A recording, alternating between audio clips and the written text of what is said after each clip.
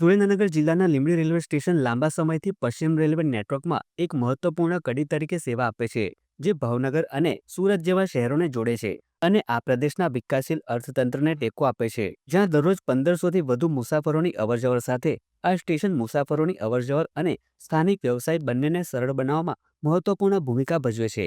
ત્યારે ₹10.55 કરોડના રોકાણ સાથે અમૃત ભારત સ્ટેશન યોજના હેઠળ આધુનિકીકરણ કરાયેલા સ્ટેશનમાં કાર્યક્ષમતા, સૌંદર્યશાસ્ત્ર અને સમાવેશકતા વધારવાના હેતુથી પરિવર્તન કરવામાં આવ્યું છે.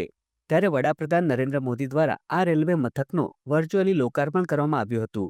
આ પ્રસંગે મુખ્યમંત્રી ભૂપેન્દ્ર પટેલ, નાયબ મુખ્ય દંડક જગદીશ મકવાણા, જિલ્લાના સાંસદ ચંદુ સિહોરા, ધારાસભ્યો કિરીટસિંહ રાણા, પી.કે. પરમાર, પ્રકાશ વરમોરા તેમજ જિલ્લાના સંગઠનના હોદ્દેદારો અને ભાવનગર રેલવે ડિવિઝનના ડીઆરએમ રવીશકુમાર સહિતના અધિકારીઓ ઉપસ્થિત રહ્યા હતા. અનેક પ્રકારની રેલવેની સુવિધાઓ અહીંથી એક હરિદ્વાર જવા માટેની સુવિધા ગણો અથવા છે કાકીનાડા જવા માટેની સુવિધાઓ છે, તે જ રીતે મુંબઈ જવા માટેની સુવિધાઓ. આમ ભવિષ્યના વર્ષોની અંદર તમામ પ્રકારની સુવિધાઓ થશે, જે અમને પૂર્ણ વિશ્વાસ છે. અને આધુનિક યુગની અંદર આ કાર્ય છે એ થઈ રહ્યું છે. જે ઉદ્ઘાટન થયું તે ખરેખર એક પ્રજા માટે ઉત્તમ કહી શકાય.